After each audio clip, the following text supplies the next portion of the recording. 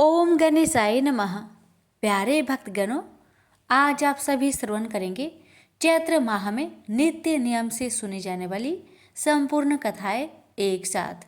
इन कथाओं को जो भी भक्त सच्चे मन से श्रवण करता है उसके भाग्य खुल जाते हैं, सभी मनोकामना पूर्ण होते हैं। कथा को बड़े श्रद्धा से पूरा अवश्य सुनिएगा और दूसरे भक्तों के पास भी शेयर कीजिएगा। तो आइए श्रवण करते हैं कथा को आधा अधूरा ना छोड़े। एक गांव में एक माँ बेटी रहती थी। एक दिन वह अपनी माँ से कहने लगी कि गांव के सब लोग गणेश मेला देखने जा रहे हैं, मैं भी मेला देखने जाऊंगी। माँ ने कहा कि वहाँ बहुत भीड़ होगी, कहीं तुम गिर जाओगी, तुम्हें चोट लगेगी। लड़की ने माँ की बात नहीं सुनी और गणेश मेला देखने चल पड़ी। माँ ने जाने से पहले बेटी को 2 लड्डू दिए, एक घटी में पानी दिया। माँ ने कहा कि एक लड्डू तो गणेश जी को खिला देना और थोड़ा सा पानी गणेश जी को पिला देना। दूसरा लड्डू तुम खा लेना और बचा हुआ पानी तुम पी लेना। लड़की मेले में चली गई। मेला खत्म होने पर सभी गांव वाले वापस आ गए, लेकिन लड़की वापस नहीं आई। लड़की मेले में गणेश जी के पास बैठ गई और कहने लगी कि एक लड्डू और पानी गणेश जी तुम्हारे लिए और एक लड्डू और बचा पानी मेरे लिए है। इस तरह कहते कहते सारी रात बीत गई। यह देखकर गणेश जी सोच में पड़ गए कि अगर मैंने यह लड्डू और पानी नहीं पिया तो यह बच्ची अपने घर को नहीं जाएगी। यह सोचकर गणेश जी एक लड़के के वेश में आए और उससे एक लड्डू खा लिया और साथ ही थोड़ा पानी भी पी लिया। फिर वह कहने लगे कि मांगो, तुम क्या मांगती हो। लड़की मन में सोचने लगी कि क्या मांगू, अन्न मांगू या धन मांगू, या अपने लिए अच्छा वर मांगू, या खेत मांगू या महल मांगू। वह मन में सोच ही रही थी। गणेश जी ने उसके मन की बात को जानकर उनसे कहने लगे, लड़की, तुमने जो अभी मन में सोचा वो सब कुछ तुम्हें मिलेगा, तुम अपने घर को जाओ। लड़की घर पहुंची तो माँ ने पूछा कि इतनी देर कैसे हो गई। बेटी ने कहा कि आपने जैसा कहा था मैंने वैसा ही किया, और देखते ही देखते जो भी लड़की ने सोचा था वह सब कुछ हो गया। प्रेम से बोलिए गणेश भगवान की जय। नित्य नेम की कथा। बहुत समय पहले की बात है। किसी गांव में 2 माँ बेटी रहती थी।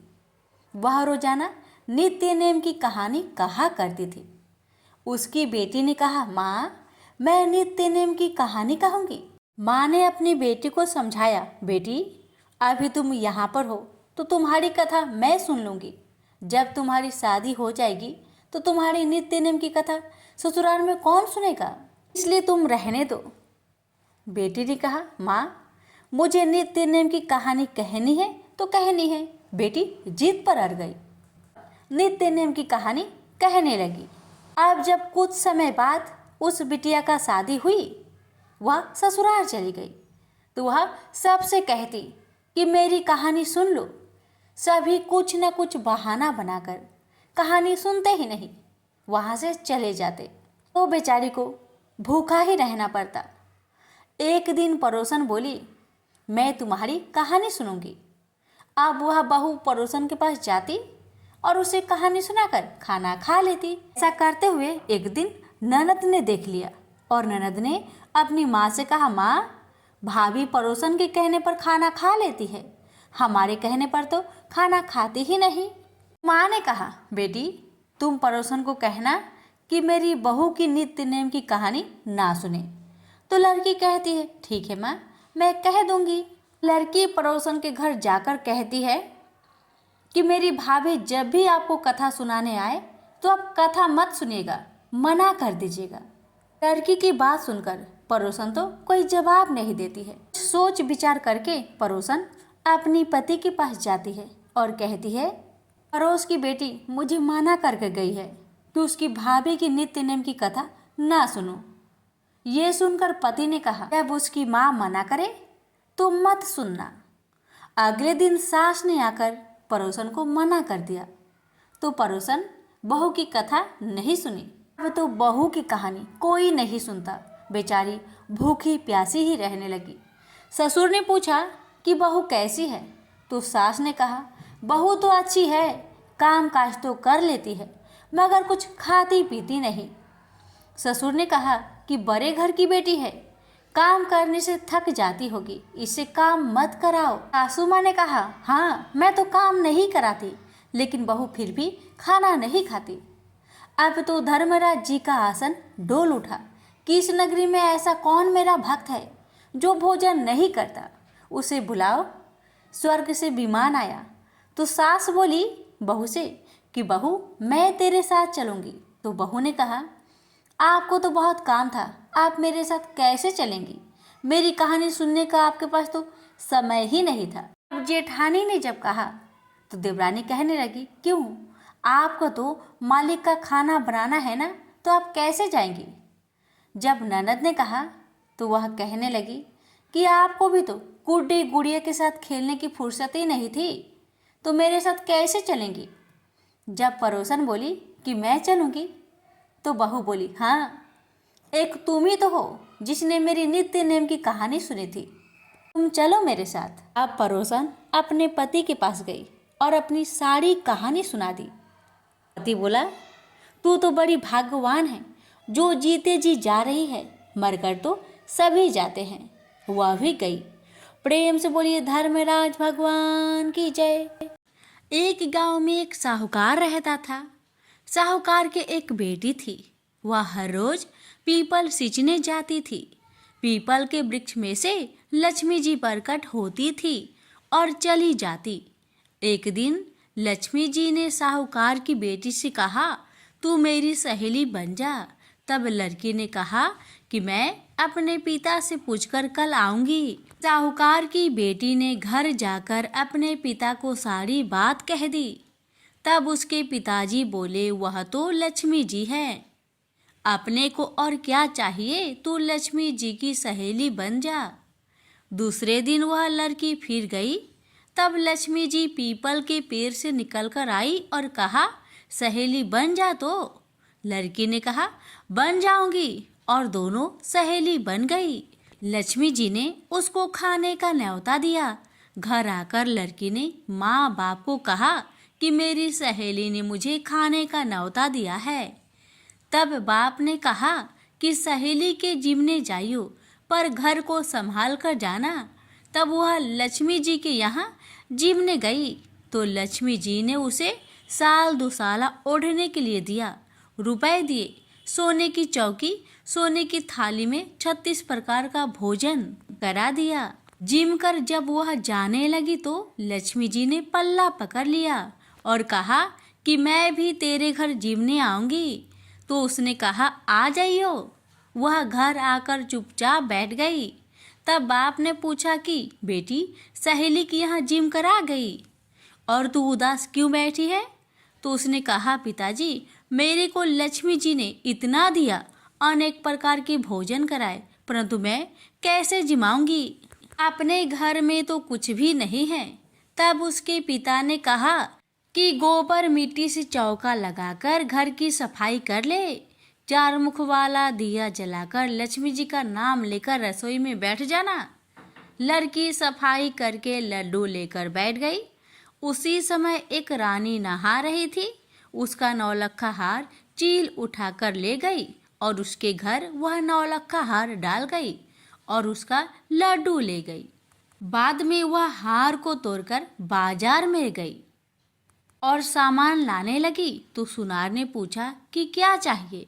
तब उसने कहा कि सोने की चौकी, सोने का थाल, साल दुसाला दे, मोहर दे और सामग्री दे, 36 प्रकार का भोजन हो जाए इतना सामान दे। सारी चीजें लेकर बहुत तैयारी करी और रसोई बनाई।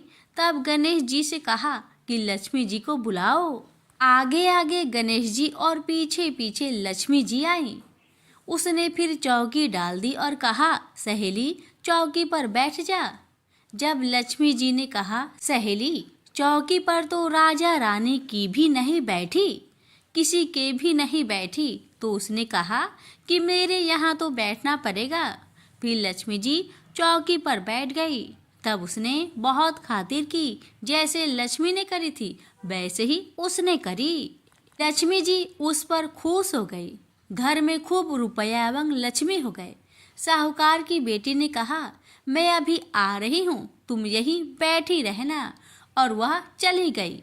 लक्ष्मी जी गई नहीं और चौकी पर बैठी रही। उसको बहुत दौलत दी। हे लक्ष्मी जी, जैसा तुमने साहूकार की बेटी को दिया वैसा सबको देना। कहानी सुनते हुकारा भरते अपने सारे परिवार को दियो। पीहर में देना, ससुराल में देना, बेटे पोते को देना। हे लक्ष्मी माता, सबका कष्ट दूर करना, दरिद्रता दूर करना, सबकी मनोकामना पूर्ण करना। प्रेम से बोलिए लक्ष्मी माता की जय। इल्खिया बिल्खिया की कहानी। 7 लड़कियां थी।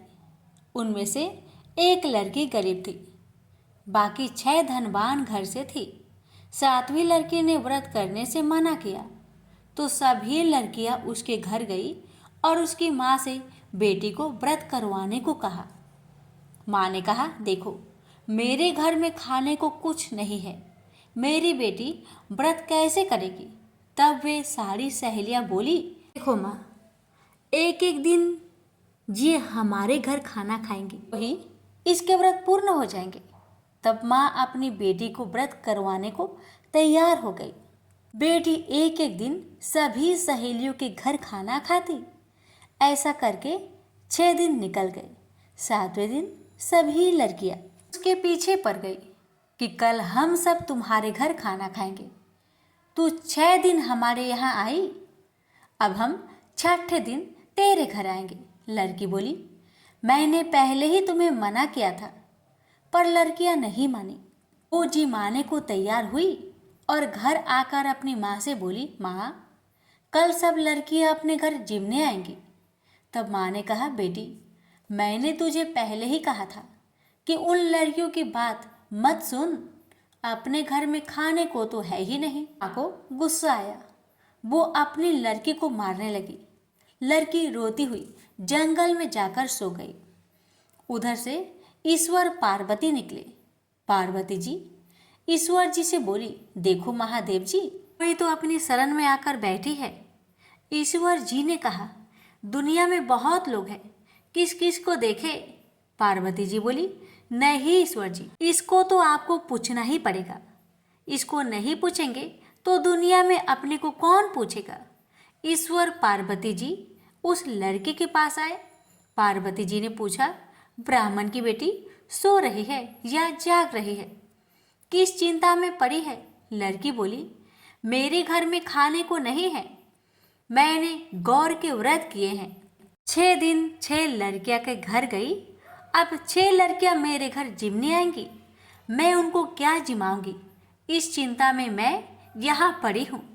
ईश्वर पार्वती जी को उस पर दया आई। उन्होंने कहा, जा यहाँ के कंकर पत्थर कैर संगड़िया इकट्ठा कर ले, घर के चारों कोनों में थोड़े थोड़े डाल देना और थोड़े पालने में डाल देना। लड़की से जितना उठा उसने बटोर लिया और घर चली गई। पार्वती जी ने उसकी टोकरी को हाथ लगा दिया। उसने घर जाकर वैसा ही किया जैसा पार्वती जी ने बताया था। सवेरे माँ बेटी से पूछने लगी, लड़कियों को क्या जिमाएंगे। बेटी कहने लगी कि माँ कमरा खोलकर देख लो। माँ ने कमरा खोला तो चकित रह गई। वहाँ हीरे मोती जगमगा रहे हैं और पालने में कुंवर खेल रहा है। माँ ने कहा, बेटी ये सब तू कहाँ से लाई। बेटी बोली, माँ ईश्वर पार्वती जी ने मुझ पर कृपा करी, भगवान मुझ पर प्रसन्न हुए हैं माँ। उनमें से एक हीरा बाजार में लेकर गई, उसे बेचा और सारा सामान लाई, रसोई बनाई। सारी लड़कियां जीवने आई और देखा उस लड़की के घर में बहुत ठाट बाट हो गया। 4 बजे शाम तक लड़कियां घर नहीं गई तो उन लड़कियों की माताओं को चिंता हो गई कि हमारी लड़कियां भूखी प्यासी बैठी होगी, तो वे थोड़ा थोड़ा खाना लेकर उस लड़की के घर पहुंची। आगे वो सभी क्या देखती हैं कि लड़कियां आनंद से खेल रही हैं। सभी लड़कियां की माताएं पूछने लगी कि लड़की, तेरे घर में कल तक तो कुछ भी नहीं था, आज ये वैभव कहाँ से हो गया। लड़की ने कहा, कि मेरे ऊपर ईश्वर गौरी जी प्रसन्न हुई है। उसने सारी बात बता दी। ऐसा सुनकर उनमें से एक के मन में ईर्ष्या हुई और वो भी अपनी बेटी से बोली कि तू भी खूंटी टान कर जंगल में चली जा, ईश्वर जी भी अपने को धन देंगे। बेटी बोली, माँ, ईश्वर भूखे को तृप्त करता है, धाय को नहीं। पर माँ फिर भी नहीं मानी। आखिर में बेटी को मानना पड़ा। वह जंगल में जाकर खूंटी तान कर सो गई। ईश्वर जी उसके सपने में आए और बोले, बेटी तू सो रही है या जाग रही है? बेटी बोली, चिंता में हूँ। मैंने लड़कियों को जिमने बुलाया है, पर मेरे घर में कुछ नहीं है। ईश्वर जी ने कहा, सुबह उठकर बगीचे से सांकड़िया ले जाना। वो उसी समय उठी, बगीचे से कैर संगड़िया ली और घर जाकर माँ को दी। माँ को कहा कि यह जिमने आएंगी तो इन कैर संगड़ियों को उबाल कर रख देना। लड़कियों को जिमने को बोला। लड़कियां कहने लगी, तू एक बार जिमा दिया, अब क्या है? वो नहीं मानी और सबको कहा आई, मैंने कैर संगरी उबाले। बेटी ने ढक्कन खोला तो डर गई, उसमें तो सांप बिच्छू भरे पड़े हैं। वो घबराकर ब्राह्मण की लड़की के पास गई और बोली, तुम्हारे घर में धन हो गया, मेरे घर में सांप बिच्छू कैसे हो गए? तो माँ जी बोली, भगवान भूखे को देता है, धाय को नहीं। लड़की की सहेली माँ जी के पैर पड़ी तो माँ जी बोली, मेरे पैर मत पकड़, ईश्वर गौरा जी के पैर पकड़। वह ईश्वर गौरा जी के पास गई। ईश्वर जी ने कहा, तेरे धन में से आधा धन ब्राह्मण की बेटी को दे दे, मैं ये माया दे दूंगी। वह घर आई, गालियाँ बोलती गई और धन देती गई। तभी उसके घर में एक सांप बिच्छू रह गया। वह वापस ईश्वर जी के पास गई। ईश्वर जी बोले कि तेरे पास अभी भी 2 सुइयाँ बची है, उसमें से एक सुई उसे दे दे तो ये सांप बिच्छू खत्म हो जाएंगे। उसने ऐसा ही किया तो सर्वत्र शांति हो गई। हे पार्वती माता, जैसे आपने ब्राह्मण की बेटी पर कृपा करी, वैसे सब पर प्रसन्न रहना। उसकी सहेली पर रूठे, वैसे किसी पर मत रूठना। प्रेम से बोलिए उमापति शंकर भगवान की जय। शीतला माता की व्रत कथा। एक बार शीतला माता ने सोचा कि चलो आज देखो कि धरती पर मेरी पूजा कौन करता है, कौन मुझे मानता है। यही सोचकर शीतला माता धरती पर राजस्थान के डुगरी गांव में आई और देखा कि इस गांव में मेरा मंदिर भी नहीं है, न मेरी पूजा है। माता शीतला गांव की गलियों में घूम रही थी। तभी एक मकान के ऊपर से किसी ने चावल का उबला हुआ पानी यानी माड़ नीचे फेंका। वह उबला पानी शीतला माता के ऊपर गिरा, जिससे शीतला माता के शरीर में छाले फफोले पड़ गए। शीतला माता के पूरे शरीर में जलन होने लगी। शीतला माता गांव में इधर उधर भाग भाग के चिल्लाने लगी, अरे मैं जल गई, मेरा शरीर तप रहा है, जल रहा है, कोई मेरी मदद करो। लेकिन उस गांव में किसी ने शीतला माता की मदद नहीं की। तभी अपने घर के बाहर एक कुम्हारन महिला बैठी थी। उस कुम्हारन ने देखा कि अरे ये बूढ़ी माई तो बहुत जल गई, इसके पूरे शरीर में तपन है, इसके पूरे शरीर में छाले फफोले पड़ गए हैं, यह तपन सहन नहीं कर पा रही है। तब उस कुम्हारन ने कहा, ए माँ, तू यहाँ आकर बैठ जा, मैं तेरे शरीर के ऊपर ठंडा पानी डालती हूँ। कुम्हारन ने उस बूढ़ी माई पर खूब ठंडा पानी डाला और बोली, हे माँ, मेरे घर में रात की बनी हुई रावड़ी रखी है, थोड़ा दही भी है। शीतला माता ने ठंडी ज्वार के आटे की रावड़ी और दही खाया, इससे शरीर में ठंडाई मिली। तब उस कुम्हारन ने कहा, आ माँ बैठ जा, तेरे सिर के बाल बिखरे हैं, ला मैं तेरी चोटी गुथ देती हूँ। और कुम्हारन माई की चोटी गुथने हेतु ही बालों में करती रही। अचानक कुम्हारन की नजर उस बूढ़ी माई के सिर के पीछे पड़ी तो कुम्हारन ने देखा कि एक आंख बालों के अंदर छुपी है। यह देखकर वह कुम्हारन डर के मारे घबराकर भागने लगी। तभी उस बूढ़ी माई ने कहा, रुक जा बेटी, तू डर मत, मैं कोई भूत प्रेत नहीं हूँ, मैं शीतला देवी हूँ। मैं तो इस धरती पर देखने आई थी कि मुझे कौन मानता है, कौन मेरी पूजा करता है। इतना कहा माता 4 भुजा वाली हीरे जवाहरत के आभूषण पहने, सिर पर स्वर्ण मुकुट धारण किए अपने असली रूप में प्रकट हो गई। माता के दर्शन कर कुम्हारन सोचने लगी कि अब मैं गरीब इस माता को कहाँ बैठाऊं। तब माता बोली, हे बेटी, तू किस सोच में पड़ गई? तब उस कुम्हारन ने हाथ जोड़कर आंखों में आंसू बहाते हुए कहा, हे माँ, मेरे घर में तो चारों तरफ दरिद्रता है, बिखरी हुई है। मैं आपको कहाँ बैठाऊं? मेरे घर में ना तो चौकी है, ना बैठने का आसन। तब शीतला माता प्रसन्न होकर उस कुम्हारन के घर पर खड़ी हुई, गधे पर बैठकर, एक हाथ में झाड़ू, दूसरे हाथ में डलिया लेकर उस कुम्हारन के घर की दरिद्रता को झाड़कर डलिया में भरकर फेंक दिया और उस कुम्हारन से कहा, बेटी, मैं तेरी सच्ची भक्ति से प्रसन्न हूँ। अब तुझे जो भी चाहिए मुझसे वरदान मांग ले। तब कुम्हारन ने हाथ जोड़कर कहा, हे माता, मेरी इच्छा है अब आप इसी डुगरी गांव में स्थापित होकर यहीं रहो और जिस प्रकार आपने मेरे घर की दरिद्रता को अपनी झाड़ू से साफ कर दूर किया, ऐसे ही आपको जो भी होली की बात की, सप्तमी को भक्ति भाव से पूजा कर आपकी ठंडा जल, दही व बासी ठंडा भोजन चढ़ाए, उसके घर की दरिद्रता को साफ करना और आपकी पूजा करने वाली नारी जाति का अखंड सुहाग रखना, उसकी गोद हमेशा भरी रखना। साथ ही जो पुरुष शीतला सप्तमी को नाई के यहाँ बाल ना कटवाए, धोबी को कपड़े धुलने ना दे और पुरुष भी आप पर ठंडा जल चढ़ाकर, नारियल फूल चढ़ाकर परिवार सहित ठंडा बासी भोजन करे, उसके काम धंधे व्यापार में कभी दरिद्रता न आए। तब माता बोली, तथास्तु। हे बेटी, जो जो तुमने वरदान मांगे मैं सब तुझको देती हूँ। हे बेटी, तुझे आशीर्वाद देती हूँ कि मेरी पूजा का मुख्य अधिकार इस धरती पर सिर्फ कुम्हार जाति का ही होगा। तभी उसी दिन से डुगरी गांव में शीतला माता स्थापित हो गई और उस गांव का नाम हो गया सील की डुगरी। सील की डुगरी भारत का एकमात्र मुख्य मंदिर है। शीतला सप्तमी पर वहाँ बहुत विशाल मेला लगता है। इस कथा को पढ़ने से या श्रवण करने से दरिद्रता का नाश होने के साथ सभी मनोकामनाएं पूरी होती है। जय माँ शीतला सबका कल्याण करे। माटी नाम का एक बड़ा शिव भक्त था। उसने संतान प्राप्ति के लिए 100 साल तक शिव जी का कठोर तप किया।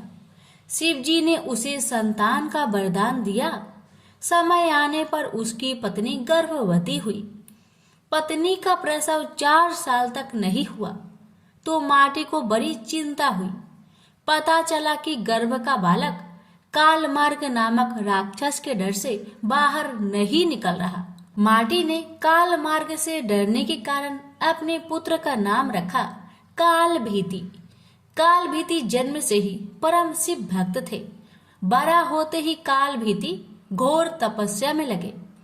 बेल के पेड़ के नीचे पैर के अंगूठे पर खड़े हो वह 100 वर्षों तक एक बूंद भी पानी पिए बिना मंत्रों का जाप करते रहे। 100 वर्ष पूरे होने पर एक दिन एक आदमी जल से भरा हुआ घड़ा लेकर आया। काल भीति को नमस्कार कर उसने कहा कि जल ग्रहण कीजिए। काल भीति बोले, आप किस वर्ण के हैं? आपका आचार व्यवहार कैसा है? यह सब जाने बिना मैं जल नहीं पी सकता। पानी लाने वाला अंगतुक बोला, मैं जब अपने माता पिता को ही नहीं जानता तो अपने वर्ण का क्या कहूँ? आचार विचार और धर्मों से मेरा कोई वास्ता ही नहीं रहा है।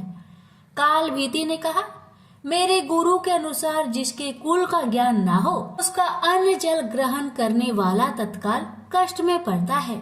मैं पानी नहीं पीऊंगा श्रीमन। अंगतुक बोला, तुम्हारी बात पर हंसी आती है। जब सब में भगवान शंकर ही निवास करते हैं तो किसी को बुरा नहीं कहना चाहिए, क्योंकि इसमें भगवान शंकर की ही निंदा होती है। यह जल अपवित्र कैसे हुआ? घड़ा मिट्टी का बना है और आग में पका है, फिर जल से भर दिया गया है। मेरे छूने से अशुद्धि आ गई है, तो अगर मैं अशुद्ध होकर इस धरती पर हूँ तो आप यहाँ क्यों रहते हैं? आकाश में क्यों नहीं रहते?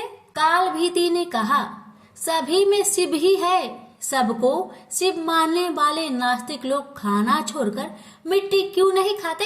आँख और धूल क्यों नहीं फाँकते? मैं यह नहीं कह रहा कि सब में शिव नहीं है। भगवान शिव सब में है ही। मेरी बात ध्यान से सुनिए। सोने के गहने बहुत तरह से बनते हैं, कुछ शुद्ध सोने के तो कुछ मिलावटी। खरे खोटे सभी आभूषणों में सोना तो है ही। इसी प्रकार ऊंच नीच, शुद्ध अशुद्ध सब में भगवान सदा शिव विराजमान है। जैसे खोटा सोना खरे के साथ मिलकर एक हो जाता है, इसी तरह इस शरीर को भी व्रत, तपस्या और सदाचार आदि के द्वारा शोधित करके शुद्ध बना लेने पर मनुष्य निश्चय ही खरा सोना होकर स्वर्ग लोक में जाता है। तो शरीर को खोटी अपवित्र चीजों से बिगाड़ना ठीक नहीं। जो व्रत उपवास करके शुद्ध हो गया है, वह भी यदि इस तरह अशुद्ध होने लगे तो थोड़े ही दिनों में पतित हो जाएगा। इसलिए आपका दिया पानी मैं कभी नहीं पीऊंगा। काल भीति के ऐसे कहने पर अंगतुक हंसने लगा। उसने दाहिने अंगूठे से जमीन कुदेर कर एक बहुत बड़ा गड्ढा तैयार किया, फिर उसी में वह सारा जल ढुलका दिया। गड्ढा भर गया, पानी बचा रह गया।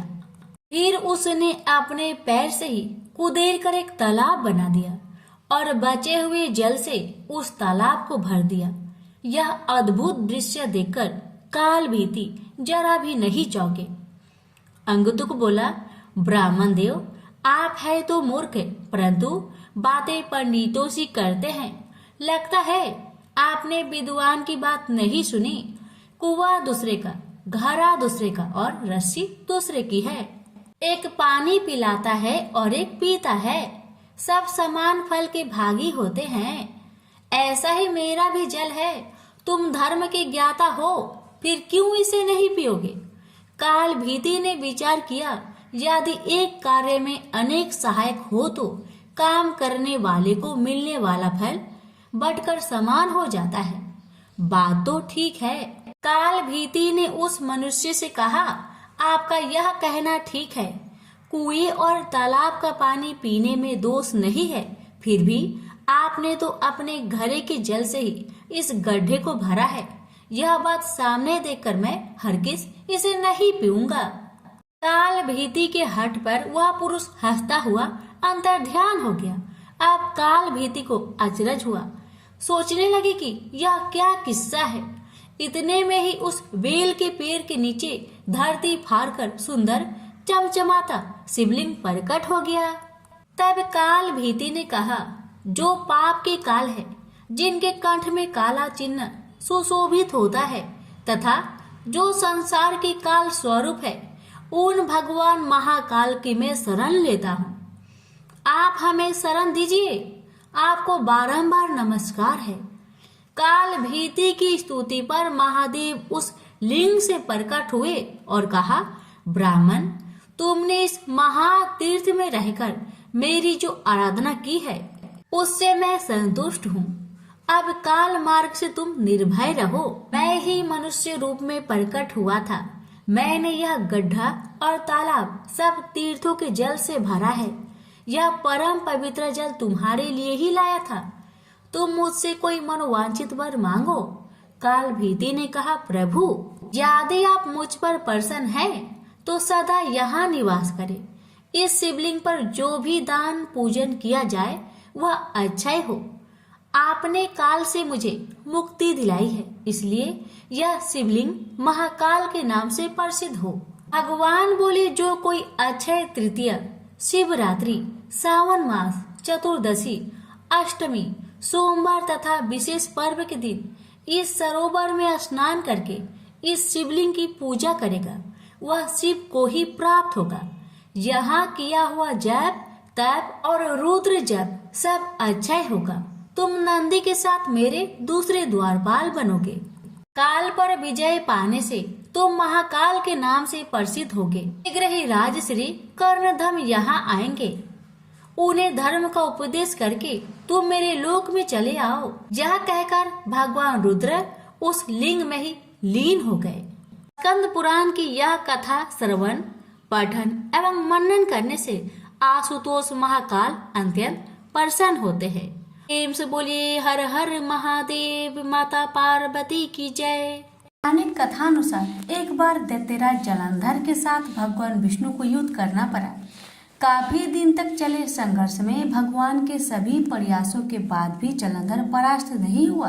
अपनी इस विफलता पर श्री हरि ने विचार किया कि यह दैत्य आखिर मारा क्यों नहीं जा रहा है। तब पता चला कि दैत्यराज की रूपवती पत्नी वृंदा का तपबल ही उसकी मृत्यु में अवरोधक बना हुआ है। जब तक उसके तप बल का क्षय नहीं होता तब तक राक्षस को परास्त नहीं किया जा सकता।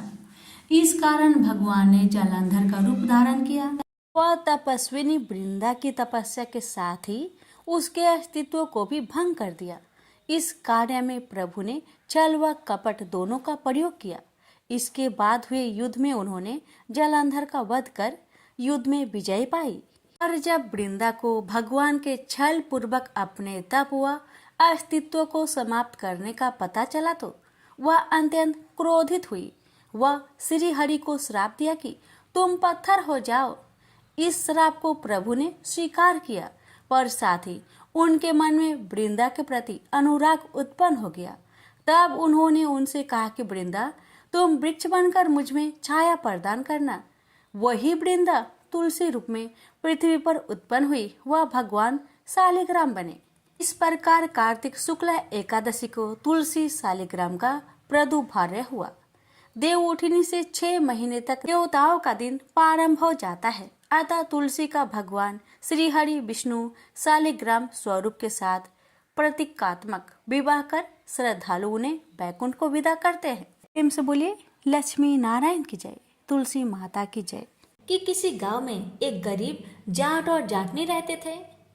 जाटनी हमेशा अपने पति से कहती कि मैं तुम्हें 4 रोटी बनाकर दूंगी, तुम नदी किनारे जाना, वहां पर भगवान राम और लक्ष्मण जी आते हैं। वहां जाकर तुम इस तरह कहना, राम बड़े लक्ष्मण छोटे, वो बैठे अम्बे की डाली, वो बैठे चंपे की डाली, मिट्टी का दशरथ बनावे, मक्खन मिश्री का भोग लगावे, दे परिक्रमा घर को आवे। जाट क्या करता कि रास्ते भर में पत्नी की इन दोहा को, इन लाइन को याद करते जाता। जैसे वह नदी के किनारे पहुंचता, वहां जाकर अपनी पत्नी की बातें, उस दोहा को भूल जाता। भूलने के बाद इस प्रकार कहता, लक्ष्मण बड़े राम छोटे, वो बैठे अम्बे की डाली, वो बैठे चंपे की डाली, मिट्टी का दशरथ बनावे, माखन मिश्री का भोग लगावे, दे परिक्रमा घर को आवे।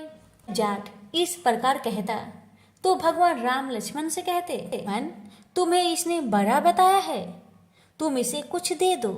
तब लक्ष्मण कहते, हे राम, इसकी बुद्धि मलिन हो गई है, यह मूर्ख है, कहीं राम से बड़ा इस दुनिया में कोई हुआ है।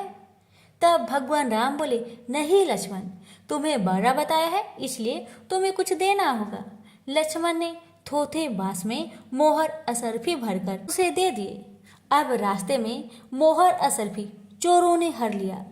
घर गया तो जाट ने बोली, कुछ मिला आपको? जाट बोला, हाँ मिला तो बहुत कुछ था, परंतु रास्ते में चोरों ने उसे चोरी कर लिया। जाटने ने कहा, कोई बात नहीं, कल फिर वहां पे जाना। अगले दिन फिर 4 रोटी बनाकर जाटने ने उसे सिखलाया।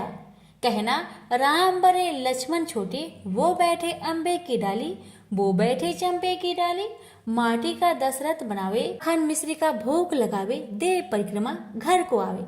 रास्ते भर जाट याद करता चला गया, पर बदकिस्मती से नदी किनारे जाकर भूल गया और वहां जाकर बोला, लक्ष्मण बड़े राम छोटे, वे बैठे अम्बे की डाली, वो बैठे चंपे की डाली, माटी का दशरथ बनावे, माखन मिश्री का भोग लगावे, दे परिक्रमा घर को आवे। राम बोले, हे लक्ष्मण, अब भी ये तुम्हें बड़ा बता रहा है, तुम इसे कुछ दे दो। लक्ष्मण बोले, हे राम, इसकी बुद्धि मलिन हो गई है, मूर्ख है, कहीं राम से भी इस दुनिया में कोई बड़ा हुआ है? राम बोले, नहीं लक्ष्मण, तुम्हें बड़ा बताया है इसलिए तुम्हें कुछ देना ही होगा। लक्ष्मण ने सोने की ईंट उसे दे दिया। रास्ते में चोरों ने उसे हर लिया। घर गया तो जाटनी ने पूछा, क्या तुम्हें कुछ मिला था? जाट बोला, मिला तो था, पर रास्ते में चोरों ने उसे लूट लिया। जाटनी बोली, तुमने क्या कहा था? जाट बोला, लक्ष्मण बड़े राम छोटे, वो बैठे अम्बे की डाली, वो बैठे चंपे की डाली, माटी का दशरथ बनावे, माखन मिश्री का भोग लगावे, दे परिक्रमा घर को आवे। जाटनी बोली, तुम तो बहुत भोले हो, कहीं भगवान राम से बड़ा कोई है? फिर कल जाना, ठीक से बोलना। ये दिन फिर जाट गया, उस दिन ठीक ठीक बोला। राम बहरे लक्ष्मण छोटे, वो बैठे अम्बे की डाली, वो बैठे चंपे की डाली, माटी का दशरथ बनावे, माखन मिश्री का भोग लगा दे, दे परिक्रमा घर को आवे। लक्ष्मण बोले, हे राम, आज इसको अकल आ गई है, इसको कुछ दे दीजिए।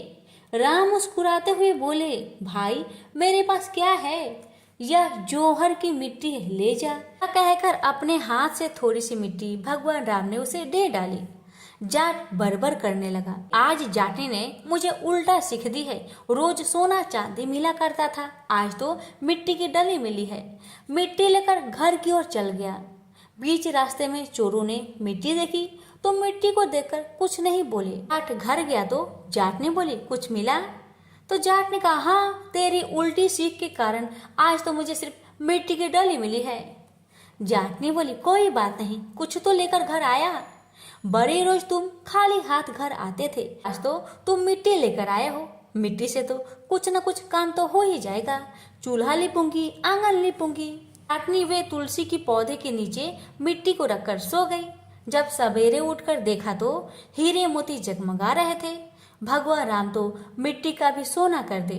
जैसे भगवान राम ने उनकी दरिद्रता दूर की, ऐसे सबकी करे, कहते सुनते और हुकारा भरते ही भी की दरिद्रता को दूर करे। प्रेम से बोलिए श्री रामचंद्र की जय।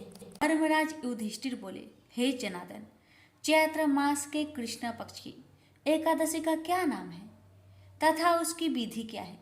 कृपा करके आप मुझे बतलाए। श्री भगवान बोले, हे राजन, चैत्र मास के कृष्ण पक्ष की एकादशी का नाम पाप मोचनी एकादशी है।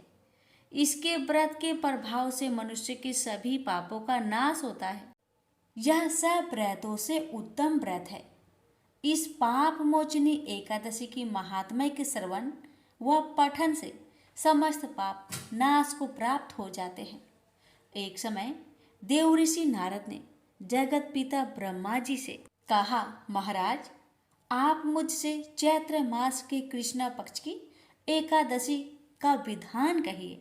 ब्रह्मा जी कहने लगे कि हे नारद, चैत्र माह के कृष्ण पक्ष की एकादशी पाप मोचनी एकादशी के रूप में मनाई जाती है।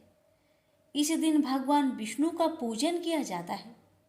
इसकी कथा के अनुसार प्राचीन समय में चित्ररथ नामक एक रमणीक वन था।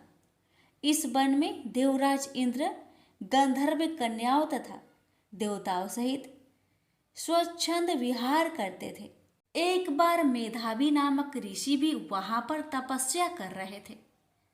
वे ऋषि शिव उपासक तथा अप्सराएं शिव द्रोहिणी अनंग दासी अनुचरी थी। एक बार कामदेव ने मुनि का तप भंग करने के लिए उनके पास मंजू घोषा नामक अप्सरा को भेजा। युवा अवस्था वाले मुनि अप्सरा के हाव भाव, नित्य गीत तथा कटाक्षों पर काम मोहित हो गए। रति कीड़ा करते हुए 57 वर्ष व्यतीत हो गए। एक दिन मंजू घोषा ने देवलोक जाने की आज्ञा मांगी। उसके द्वारा आज्ञा मांगने पर मुनि को भान आया और उन्हें आत्मज्ञान हुआ कि मुझे रसातल में पहुंचाने का एकमात्र कारण अप्सरा मंजू घोषा ही है। क्रोधित होकर उन्होंने मंजू घोषा को पिचासनी होने का श्राप दे दिया। श्राप सुनकर मंजू घोषा ने कांपते हुए श्री ऋषि से मुक्ति का उपाय पूछा। तब मुनि श्री ने पाप मोचनी एकादशी का व्रत रखने को कहा और अप्सरा को मुक्ति का उपाय बताकर पिता चमन्य के आश्रम में चले गए। पुत्र के मुख से श्राप देने की बात सुनकर चवन्य ऋषि ने पुत्र की घोर निंदा की तथा उन्हें पाप मोचनी चैत्र कृष्ण एकादशी का व्रत करने की आज्ञा दी। व्रत के प्रभाव से मंजू घोष अप्सरा पिचासनी देह से मुक्त होकर देवलोक को चली गई। अतः हे नारद, जो कोई मनुष्य विधि पूर्वक इस व्रत को करेगा उसके सारे पापों की मुक्ति होना निश्चित है, और जो कोई इस व्रत के महात्म्य को पढ़ता और सुनता है उसे सारे संकटों से मुक्ति मिल जाती है। प्रेम से बोलिए लक्ष्मी नारायण की जय। एक लप्सी था, एक तपसी था। तपसी हमेशा भगवान की तपस्या में लीन रहता था। लप्सी रोजाना 1.25 सेर की लापसी बनाकर भगवान का भोग लगाकर जीम लेता था। एक दिन दोनों लड़ने लगे। तपसी बोला, मैं रोज भगवान की तपस्या करता हूँ इसलिए मैं बड़ा हूँ। लप्सी बोला, मैं रोज भगवान को 1.25 सेर लापसी का भोग लगाता हूँ इसलिए मैं बड़ा हूँ। नारद जी वहां से गुजर रहे थे। दोनों को लड़ता देखकर उनसे पूछा कि तुम क्यों लड़ रहे हो। तपसी ने खुद के बड़ा होने का कारण बताया और लप्सी ने अपना कारण बताया। नारद जी बोले, तुम्हारा फैसला मैं कर दूंगा। दूसरे दिन लप्सी और तपसी नहाकर अपनी रोज की भक्ति करने आए तो नारद जी ने छुपकर 1.25 करोड़ की एक एक अंगूठी दोनों के आगे रख दिए। तपसी की नजर जब अंगूठी पर पड़ी तो उसने चुपचाप अंगूठी उठाकर अपने नीचे दबा लिया। तपसी की नजर अंगूठी पर पड़ी लेकिन उसने ध्यान नहीं दिया। भगवान को भोग लगाकर लप्सी खाने लगा। नारद जी सामने आए तो दोनों से पूछा कि कौन बड़ा है, तो नारद जी ने तपसी से खड़ा होने को कहा। वो खड़ा हुआ तो उसके नीचे दबी अंगूठी दिखाई पड़ी। नारद जी ने तपसी से कहा, तपस्या करने के बाद भी तुम्हारी चोरी करने की आदत नहीं गई, इसलिए लप्सी बड़ा है और तुम्हें तुम्हारी तपस्या का कोई भी फल नहीं मिलेगा। तपसी शर्मिंदा होकर माफी मांगने लगा। उसने नारद जी से पूछा, मुझे मेरी तपस्या का फल कैसे मिलेगा। नारद जी ने कहा, यदि कोई गाय और कुत्ते की रोटी नहीं बनाएगा तो फल तुझे मिलेगा। यदि कोई ब्राह्मण को भोजन करवाकर दक्षिणा नहीं देगा तो वह फल तुझे मिलेगा। यदि कोई साड़ी के साथ ब्लाउज नहीं देगा तो फल तुझे मिलेगा। यदि कोई दिए से दिया जलाएगा तो फल तुझे मिलेगा। यदि कोई सारी कहानी सुने लेकिन तुम्हारी कहानी नहीं सुने तो फल तुझे मिलेगा। उसी दिन से हर व्रत कथा कहानी के साथ लप्सी तपसी की कहानी भी सुनी और कही जाती है। प्रेम से बोलिए लक्ष्मी नारायण की जय।